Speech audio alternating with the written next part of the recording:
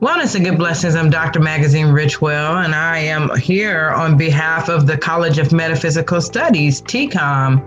TCOM can be reached at www.tcomedu.org or info@tcomedu.org.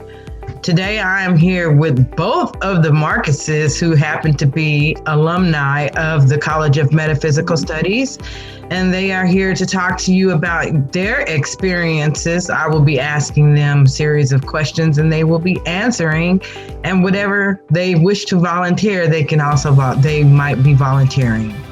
Thank you so much. The Marcuses, would you please introduce yourselves one at a time? Right. Okay. All right, go ahead.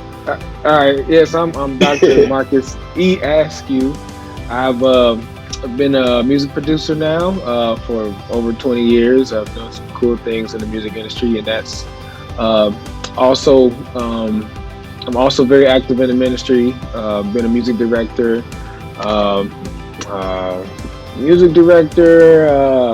music arranger, orchestrator. Pretty much all things music. So,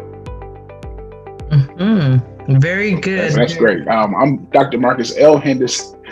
Yeah, for sure. I'm Dr. Marcus L. Henderson. Also, music producer and pianist, organist, saxophonist, musicianist, if you will.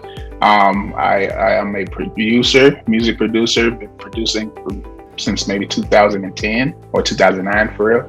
But I've been, in the church for my entire life, playing the piano, singing in the choir, whatever it is, whatever capacity to serve, I have done that. So that's a little bit about me. In Quincy, Florida, by the way. Wonderful. So very nice to have you both here. So thank you for having me. The question, maybe you guys can either bounce off of each other or pick who answers the question first. I will ask you the question. You already named kind of like your gifts. Do you consider all of what you do in music to be a spiritual gift? Absolutely. Absolutely. Yeah. Absolutely. How I do so? believe that because for me, I know that all gifts come from God. Mm-hmm. And the music gift is one that's been bestowed upon me, which I'm super grateful for. Mm-hmm.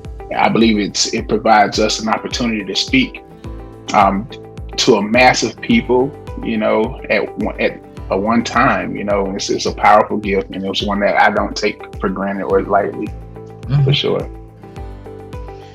And for you? Yeah, I agree. Music is definitely a supernatural power that we were gifted with. Music is the only language in humanity that no matter where you're from, no matter, your background, it could be understood by anybody. And it's one of God's greatest gifts, I believe. Every major event that took place, there was music that came before it, Anytime you go to a basketball game, there's music that happens before the game, football game, baseball game, any major event, the inauguration, anything that happens special, there's music that comes before it. So I definitely believe music is a supernatural gift. Oh, wonderful. Absolutely. Thank you. Absolutely. I concur. When did you guys find out that you have these spiritual gifts of music? Well, for me, I would say probably at the age of maybe like 12, being able to hear music a little different than some of my friends. I remember just being able to, I had a keyboard. My mom, got me a keyboard for Christmas one year, and I just would sit and listen to the radio all day until I could find the notes and be able to at least pick out what they call a chord, Mm-hmm. And so I realized at that point that I had something special, and I just kind of practiced and honed and prayed over it and kept working until I eventually got good enough to play it in the church. And that was the moment for me where I knew like this is something I want to do forever. Oh, wonderful. And you? Yeah.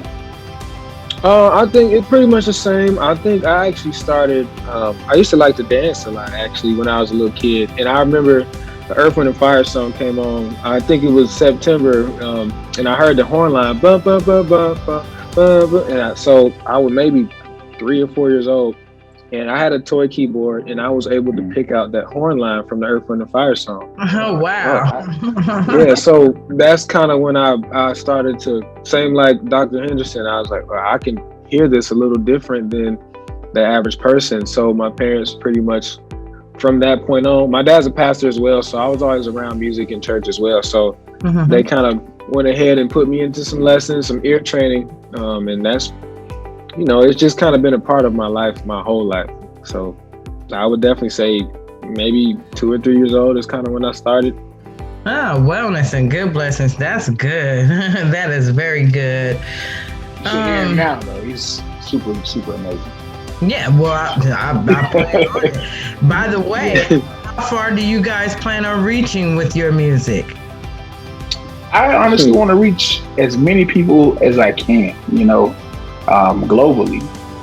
I don't think there's a number or a cap to what I want to do with music.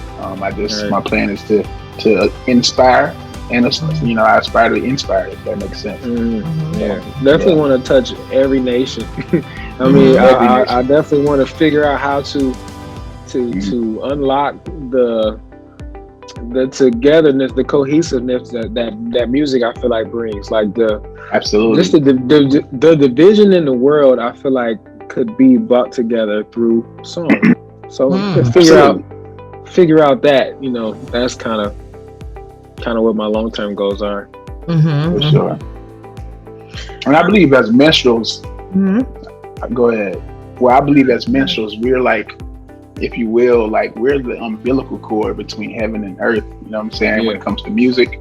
And so like a lot of us, if we're in tune and we're spiritual, that is, sometimes, I wake up middle of the night hearing music, and I believe that those are the moments that, I'm tapping in where I feel like God, there's a sound that wants the earth to hear or to respond to. And so, I definitely believe the posture is important when it comes to being a musician. So just being in tune, being aware of where you are spiritually and connected. As I said, the umbilical cord, we literally feed earth from heaven through music. Wonderful. Yes, that's a great analogy. You guys are very vested in education, and of course we see that you've acquired your education through the College of Metaphysical Studies. I have to ask you guys, what drew you to the College of Metaphysical Studies? I would say for me it was the accelerated process of the research that I was able to go ahead and get the knowledge of. I would say the music interpretation, just the title of the program kind of jumped out to me. I was like, wow, music interpretation. I know I do music. I know I like to understand the language of music, and I want to see what this program is talking about. So after doing a little bit of research and after talking to Dr. Zine, you definitely spoke to what I felt like I needed, and that is what made me go ahead and be a part of the process. And I definitely feel like I made a great decision. Thank you for that. Right. And similarly, that's the word, I can't even talk right now. But just as Dr. Askew mentioned, it's the accelerated program. And also just having a friend, a comrade who's been through the program and I can go through the program with was a plus for me. I was sold at the moment I met you. So definitely a very, very, very good choice. For sure. Thank you so much. So tell the audience, talk to them about your credentials and your major. Okay. I majored in music interpretation with a concentration in self-actualization. There was a little tongue twister there. So that was my major, and it kind of going back to what we were saying, the research it was cool because it was a lot of the things that it was just putting, I guess, a description on things that I was doing with my life already. You know, we interpret music like Dr. Henderson was saying.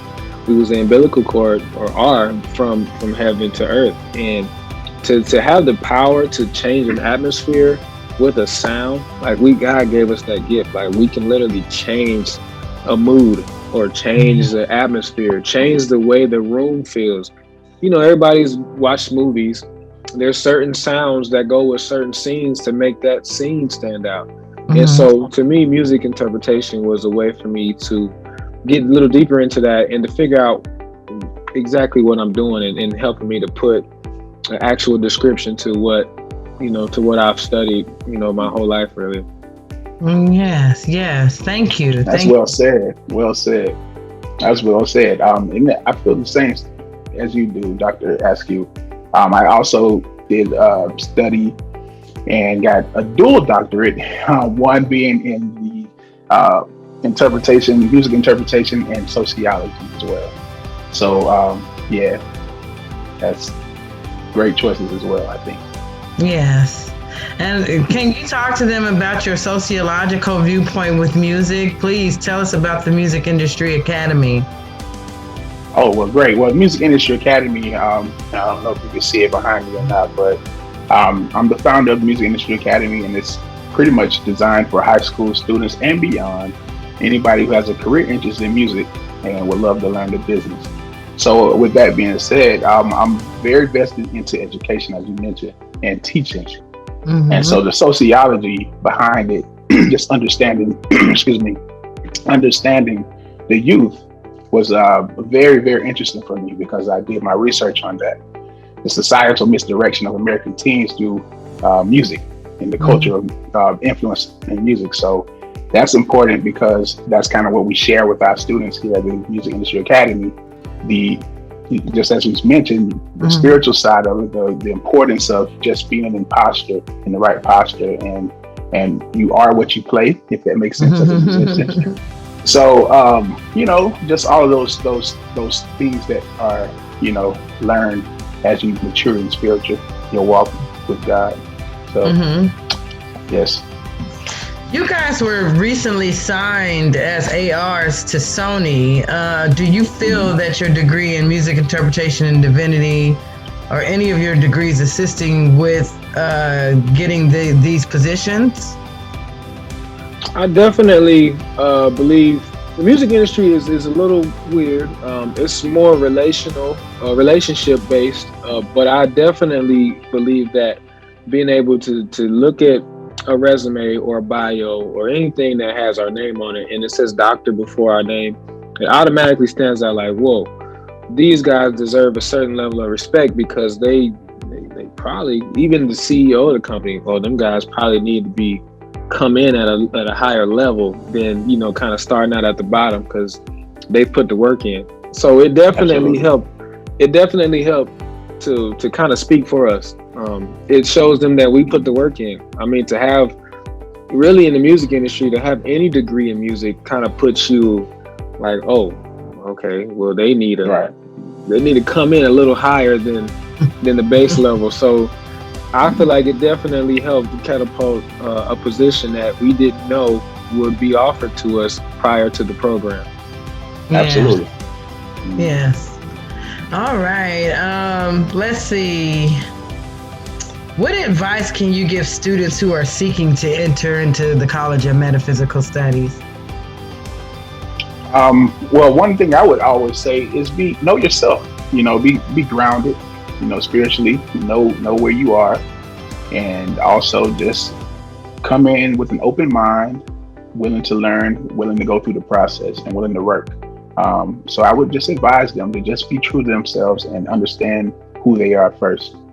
And with that, everything else will fall in line. So, yeah. I agree. I definitely would say come in with the open mind, come in ready to learn. Kind of, you know, everybody has these, I call them, you know, computers that are built into their brains. You know, they're designed and programmed to think a certain way depending on how they were, you know, raised. And so I would say to be okay with getting a software update, you know. So I would say, just come in with the open mind. All right. Yeah. All right. Thank you. Is there anything else that the two of you would like to add? I just want to say thank you. I want to just tell you thank you for helping us through the process every time. No matter what day or night, Absolutely. no matter what time it was, you are always there and available to answer a question. You made the process really easy for me. I just want to tell you thank you. For the opportunity to elevate my life. I mean, this was not something that I ever seen happening, and you were an answer to a huge prayer of mine. So I just want to tell you, thank you. You're welcome. Thank you. Don't get me crying over here. Yeah, I can't follow that, but that's exactly my sentiment is the same. So I would just say thank you again for being so gracious and very helpful during the process. So thank you so much for this. Yes, thank you, and thank you all as well, and you're welcome.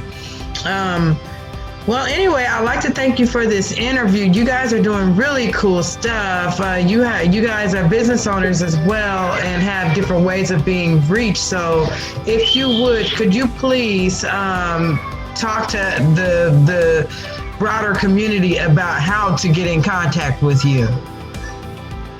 I'm sorry. Okay. We lost you. We lost you for a minute. Oh my goodness. Am I back now? You're back. Yeah. All right. I was just asking you to tell the general public how to get in contact with you. I know that you guys are business owners, so I want to know how you get. I want the community to know how to get in contact with you all. Well, for me, you can always reach me on Instagram. I know that's the new business card right now, social media.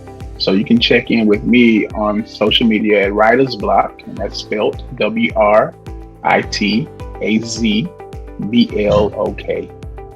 And I'm very accessible on Instagram, so that would be how you find me. Mm-hmm. Yeah. Same with me as well. Instagram, Twitter. I'll go ahead and give you those. Instagram would be Marcus, Marcus, and the number 812, so 812. Mm-hmm. That's Instagram and Twitter. Also, my email is marcus.askew89@hotmail.com. Great. Wellness and good blessings. And of course, I am Dr. Magazine RichWell, coming onto you all on behalf of the College of Metaphysical Studies. And we can be reached at www.t as in Tom, C as in cat, O as in owl, M as in Margaret, edu.org, or info, INFO, at tcomedu.org. Thank you, and do have a great day. Wellness and good blessings. Thank you.